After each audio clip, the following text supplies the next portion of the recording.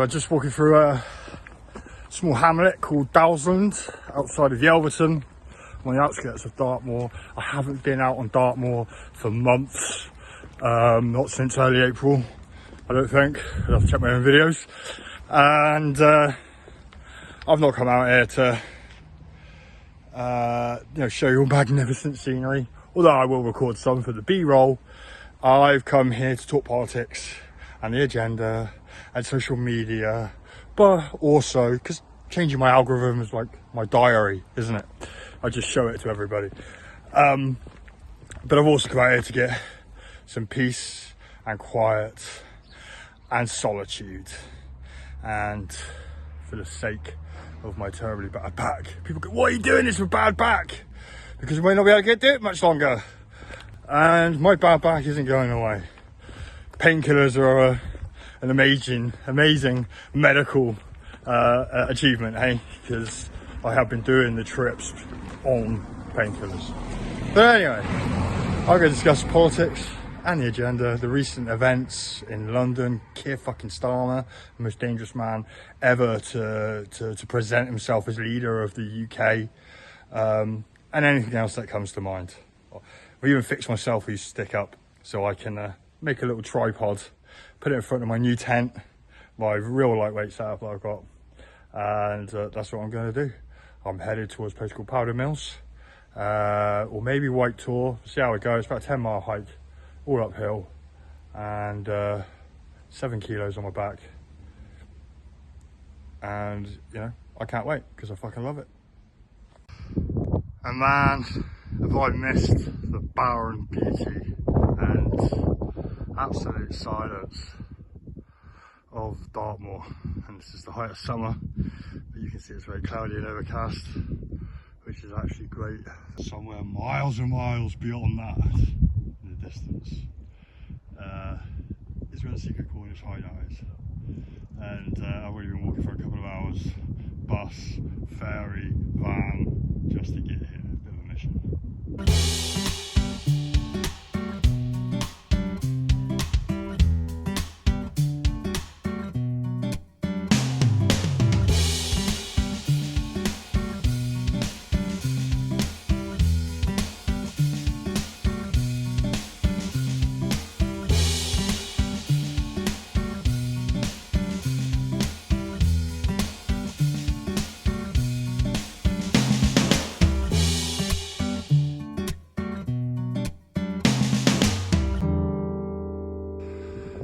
Just south of Princetown. Out there is, I think it's Stone Hessery Tor, not sure, I think so. And there's Stone Row. And I didn't know these were here. They're all over Dartmoor. And like Merivale, they're apparently used for ceremonial purposes 5,000 years ago. However, I don't know. But it's a spot for me to remember in October. Ahead of me is Higher Dartmoor, as it's called. It's also the danger area, surrounded by tors. So the granite that you can see here in the background, and it's filled the woodlands down there. It's all on the ground. These are all the remains of stone huts, which are 5,000 years old, like the stone rows we saw earlier.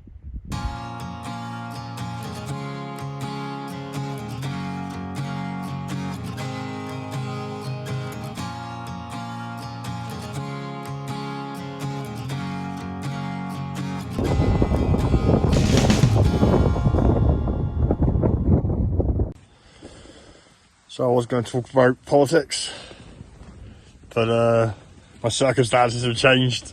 I've walked about 12 miles, 13 miles today.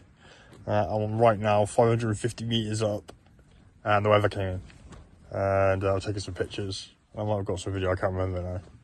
So my tent, which is DD Hammock's tarp, is a trekking pole tent, so it's only held up by my trekking pole.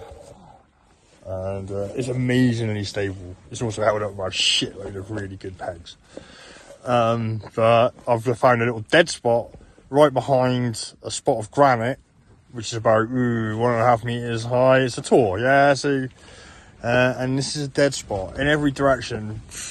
You go a few seconds in any direction, and it's about 30 odd mile an hour winds. I wouldn't really want to be in this tent in that. I'm sure it would hold up just because of the pegs.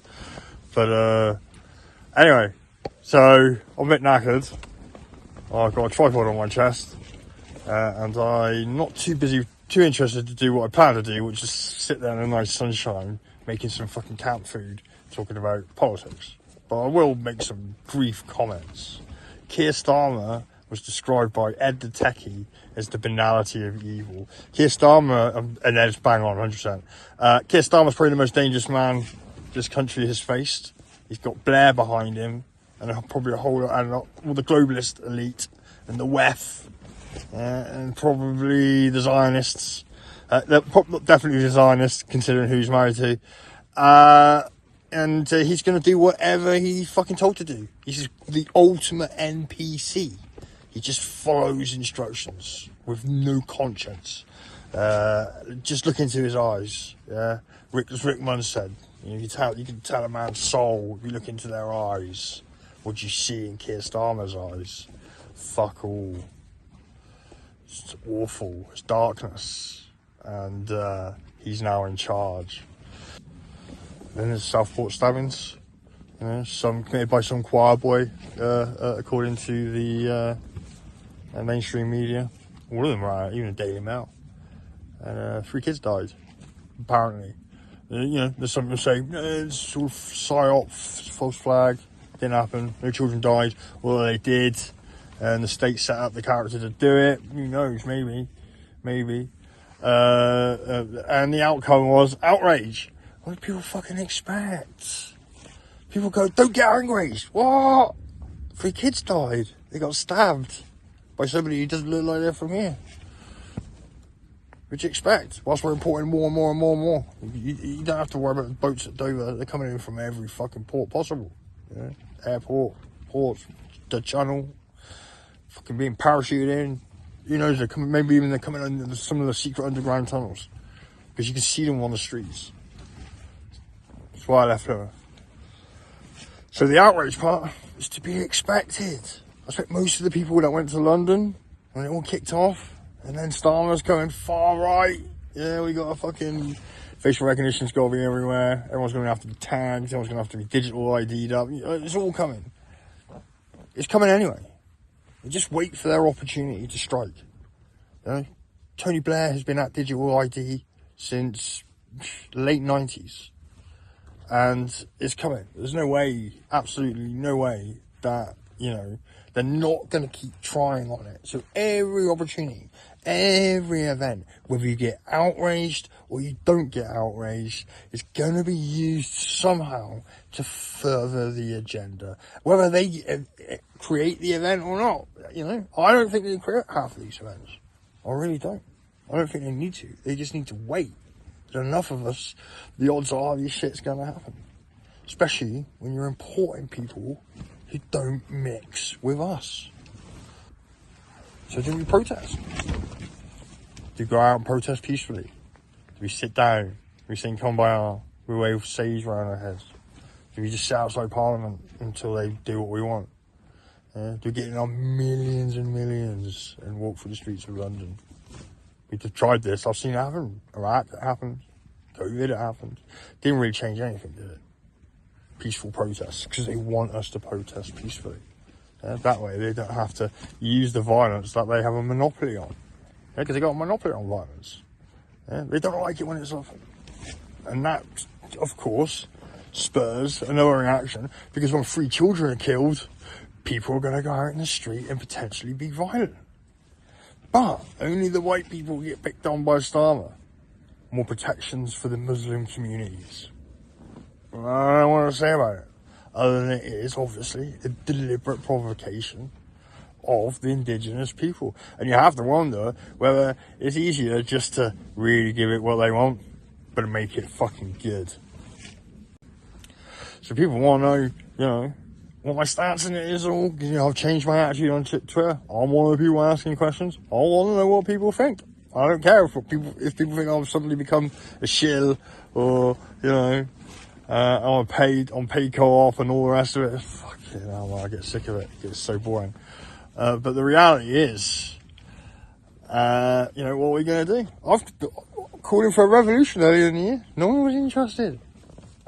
Then I said, don't vote. No one was interested. Then I was like, voting for reform. That's the only thing that people did. Yeah, was vote for reform. And, you know, damage my reputation doing that. But, you know, we have to get together in numbers, because that's the only way we're going to defeat the globalists and the, you know, the evil satanic cabal, as Lucy would call them. And she would be right. So, peaceful protests, violent protests, doesn't matter. What we need is a revolution. And now I'm going full circle, 550 meters up in the air, in a storm, in a lucky little dead spot on a tour. And it's 8:30, 25 to 9. Is that we need a revolution. It's the only solution. I've done my changing in my algorithm, and I'm going to carry on with those videos. And I've had a revolution of my own. But the reality is, unless we can, you know, all come together, put up to this one side all of our petty, stupid differences, then it's never going to happen, is it? On social media, I was going to say about social media. Oh, yeah. Twitter. I reckon at any one time, there's only a couple of percent, maybe no more than 5% of the UK population using Twitter at any one time. There's unlikely to be more than that. Probably about 3%. I don't know. I'd love to know what that stat is. Somebody provide it to me. Stick it in the thread. So of that, let's call it 5%. Let's call it 10%. Yeah, it's like 6 million, 7 million people. Yeah. Of that, they're split into multiple camps. So of that, there's only a small fraction again of the population, 1%, 0.5%. They're all in these different bubbles, yeah? And they're all fighting amongst each other in their bubbles as well. That's why they're in the bubbles. Yeah, they're in there opposing sides to have their debate. Yeah, and you know, and there's a whole load of people just on there for the football. Yeah, they're on Twitter for the fucking football. Yeah, while their rights are being taken away from them. They're on there to have a fight with the other team just down the road. Anyway, and outside of that, nobody's talking about revolution. The other 90%, let's just say it was 80%, who aren't even using Twitter. Yeah, they have no fucking idea what's going on. They're not on social media. Yeah, if I go and walk around Cornwall and that, you know, there's a whole load of people who are awake. But most of them have no idea. Well, most people in Cornwall are tourists, to be fair, or fucking from London. But people have no idea. Or they simply don't care.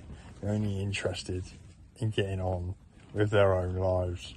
So, whilst we're all saying, I told you so this, or I was right about that, or, you know, we warned you, you know, you didn't warn anyone. Not on Twitter. Yeah. Yeah, because that's what I found out when I walked across the south of the country. Yeah, I wanted to promote vaccines and that. People weren't interested or didn't know. It was fucking, you know, it was literally, you know, and it's the same for everything that's going on now. Yeah, people have very small minds in some ways, or great minds in other ways, yeah, but they're focused on themselves and their families and paying their bills and fucking going along with everything they're told because they don't care, yeah, as long as they're alright. Until you've reached all those people, I don't know how to do it. I've tried. I wouldn't treat Twitter as this great messaging service.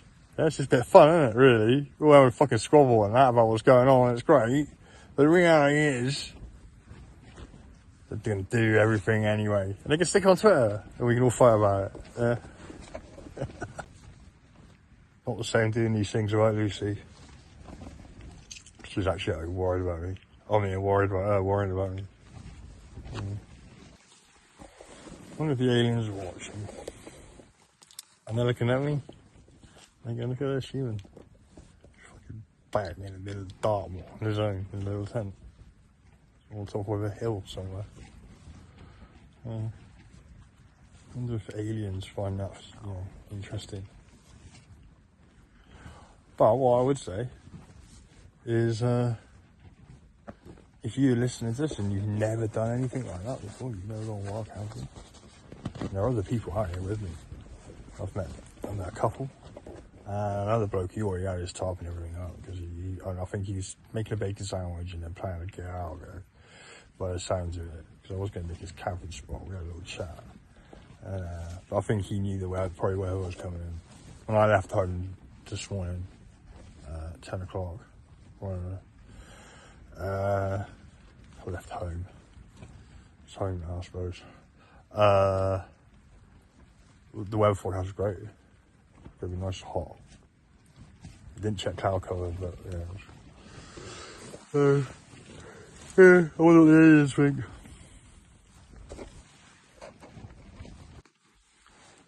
So the question is then, I mean, if it isn't a revolution, and no one knows how the idea on how to carry out that revolution, and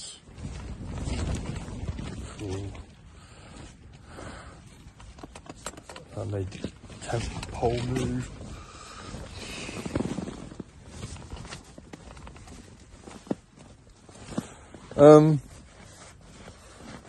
What are we gonna do about it?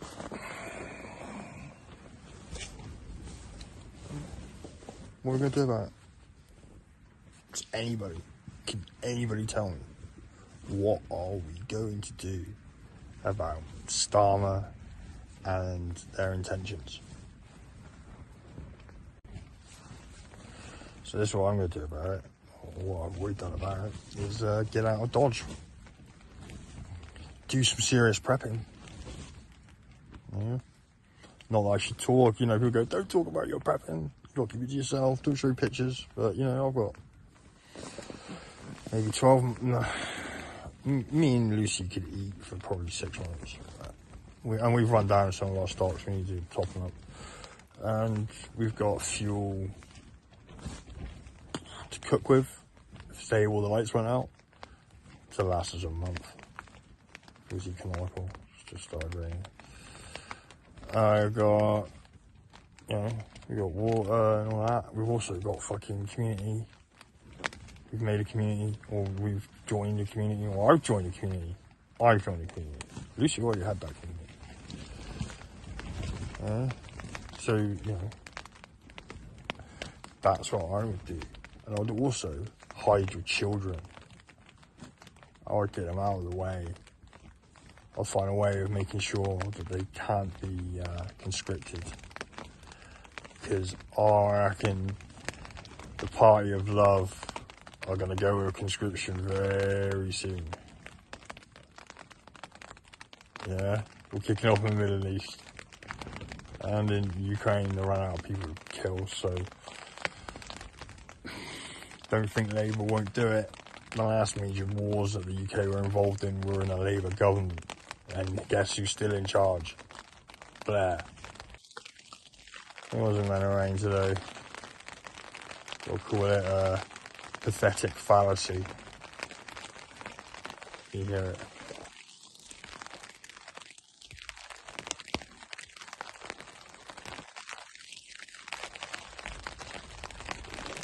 Huge tent there. The fly shears. Fucking huge. I mean, the one man in it. So, the one man in it is alright. I'll get a little bit claustrophobic, I suppose, but it's not too bad. It's way bigger than any other one man that I've been in. And this whole tent weighs about 1 kilo with the one man option. You could put in an extra large 2-man option into this. So that's how big this tent is. The fly is, you could fit 4 people underneath this fly with ease. Probably, definitely fit 3. It's way bigger than my other tent. So, Anyway, it's raining, so it's getting its first proper tryout.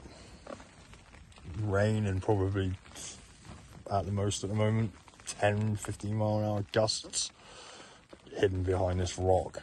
So on the top of a tor. But it's a good rock, it's made granite. I've been asked by a few people about, Darren, why don't you keep walking like across, giant hills and like Snowdonia, and why do you do these long walks, all the rest of it? And my answers are very simple. 1, I want to. 2, I like the solitude. 3, I love walking, and I find it very good for my mental health, and it's like a pastime, it's a hobby. And I've also been using painkillers, which are not great. They work, they're great, but they do have side effects. So I've been having problems with the side effects. And I think I've found, castor oil is actually really, really, really helpful. So I've been using castor oil. But I've been trying, so I'm using painkillers when I walk anywhere. And then I rest, and I can't stop taking the painkillers because they're addictive, and I don't want to be addicted to them. And, co-codamol, I'm talking about the 3500s I've been using. And so poor Lucy's been having to put up with me, doing a walk and then coming back and stop taking the painkillers and complaining about my fucking back. But today, it's been pretty good. Seeing as we're talking about painkillers, addiction, I got many habits still, but they don't really bother me. My addiction was always alcohol, and I gave up almost 8 years ago. Towards the end of August this year will be the 8th anniversary, and when I actually managed to stop doing what I was doing, which was fucking killing myself with alcohol. And many people who follow me already know, followed me for a long time, back from TNT and COVID days, will know, I was severe, lethal amount drinking alcoholic. And I stopped. And I've achieved so much since. But sporadically, over the last 12 months, I have drunk. I drank last September, my cat died. I drank Christmas Day. I drank, when else did I drink? I drank when I come back from the southeast, and my back was fucking savage. I don't know what happened. So weird. Destroyed my bloody dream that I spent a lot of money on and lots of time and real, heart investing in. And it's all worked out great in some way, many ways. I met Lucy for starters. But when I came back, that's ripped. After a few weeks, I started drinking. Not much at first, but in the end, it got quite serious. There's no reason why I come out here, because I've stopped again. I'm coming up to my anniversary, and I realised just, I can't even drink socially, because, 2 weeks later, I'm back to fucking square one. So, to all those who do drink and struggle with alcohol, it's a never-ending battle, mate. And whoever you are, if you're listening, alcohol, it's just a never-ending battle. Permanent vigilance is required, because for me, it would be the death of me. Fortunately, I wasn't drinking that much, but it was just getting more, and I was enjoying it more, and I was doing less. It was destroying me inside, destroying my soul, and I've realised that over the last, couple of weeks, as I've been drinking again, that this is only going to go one way down, and you're destroying everything you changed your algorithm for. So I thought of it as a little confession. I might even shown on my Twitter feed where people see these videos. So I've been sober again for a few days now. I'll have no intention of going back to it if I can help it. So when I feel much better. And it's one of the reasons why I came up here. And that, as you can see, it's getting darker, is enough now. I'm going to get out at night because I may have to get up early. You never know what's going to happen as it gets colder. So it drops a few degrees. And, I don't know how good this dead spot will be. Don't know how long it'll last. It is 7 in the morning. It's gone, and it was a very windy night. But the tent held up.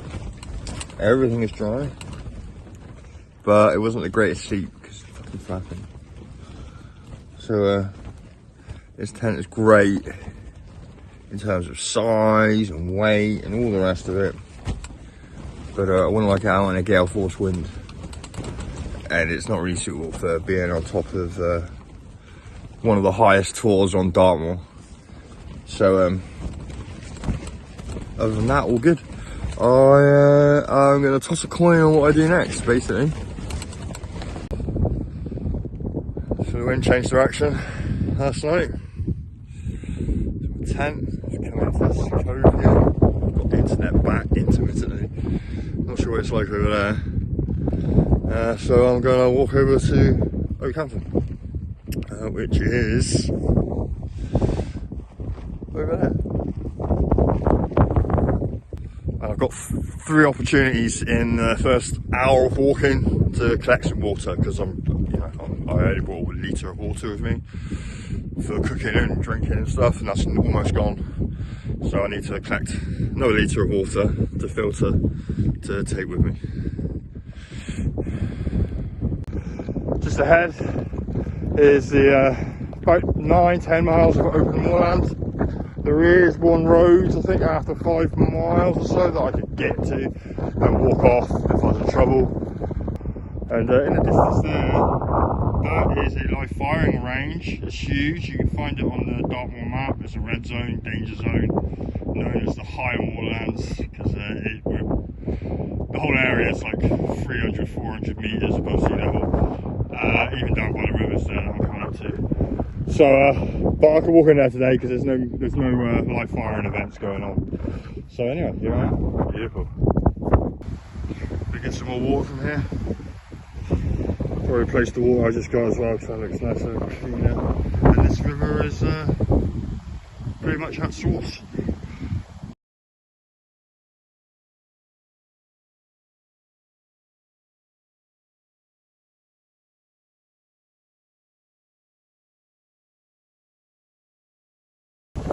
I'll drink it when I'm thirsty. Drink a filter first and drink it when I'm thirsty. But usually it's good. I might even boil it and make a quick coffee. So anyway, water sorted. Dartmoor's littered with tours, there's thousands of them. And there are pathways between each of them. They were probably used thousands of years ago, all the way up to modern times, as a way of navigating across the moors. So if you're ever on the moors and you can't find a path, they're between the tours, and I'm going tour to tour at the moment, getting all the way to Okehampton, and that tour is Sitterford tour, which you'll be able to find on the map.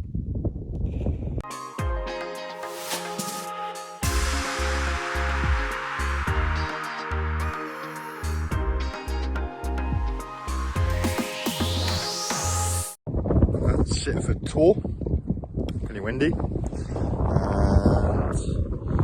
coffee and some pepperoni and some nuts and stuff filled with my water. It looks very yellow. It's a big zone, but it's been boiled. So. And now I'm headed north-northwest into the danger zone. So, how exciting. And the next destination is Oakland Hill. And actually there's 2 buildings up there. Metro.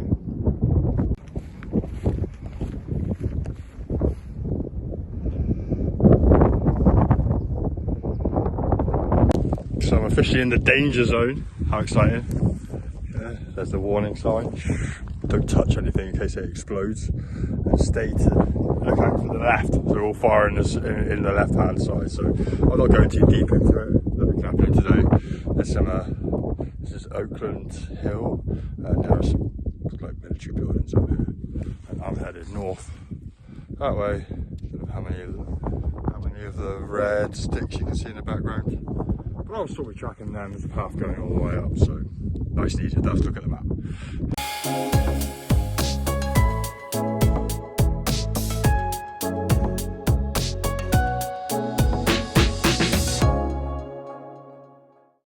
Next stop, Hanging Stone Hill. It's about 620 odd, 600 metres, 610 metres high. Hanging Stone Hill, 610 metres high, next stop. So now about 610 metres above sea level. This is Hanging Stone Hill.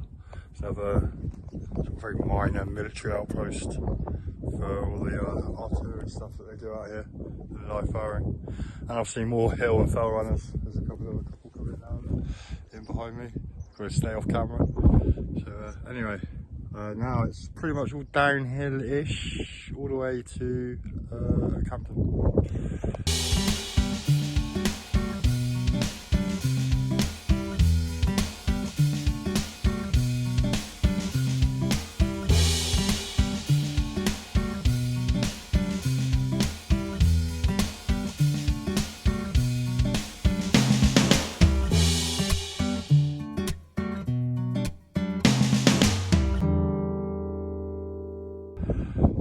Well, they all look at me like I'm fucking crazy walking across Dartmoor with a hat. Of course, if I took the hat on, I'd look like all of them.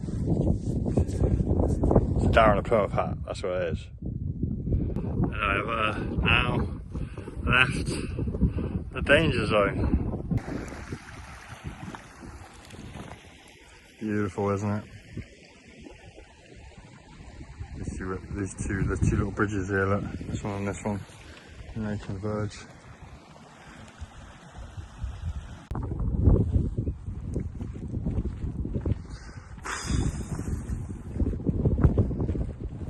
Yeah.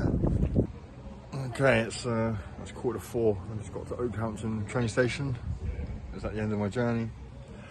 Feet are covered in blisters, and that's one of the toughest walks I'm about to do. And I feel good. Yeah, from Yelverton to Okehampton via the higher moors, 24 hours. So I loved it. And just to finish off, solutions. Yeah, I'm picking on everyone not having a solution. I haven't got any solutions, but here's some ideas. How about we get everyone to sit down and protest outside of Parliament? Can we get the numbers? Can we reach everybody? Are they going to be willing to do it? Will the establishment pay any attention? How about a strike? Mass strike. 1 week strike. Nobody works. Yeah. How are we going to reach everyone? How are we going to get everyone to do it? Or non-payment of tax. Yeah. Big fan of non-payment of tax, me. How are you going to reach everyone? How are you going to get everyone to do it? Do you see the problem here? We need something that can be done with a small number of people, because we can reach a small number of people here on Twitter or on social media, or who are in the awake demographic of the community. Yeah. If you're going to do something with a small number of people, then it's going to have to be pretty serious, isn't it? So there are 4 solutions, and the small number of people, 10,000 good men, is actually the most realistic, whether you like it or not. Anyway, revolution is the only solution. Change your algorithm. And I'm back at the secret hideout, Cornwall. It took about 4 hours to get here. 2 trains and a bus. And so I've spent some time on Twitter, and everyone's gone crazy. And there's been more riots. I'm literally watching those. Disclosed TV is saying civil unrest is spreading across cities in England. So there's been a load more. Natural, unnatural, doesn't really matter, does it? It's just a matter of time.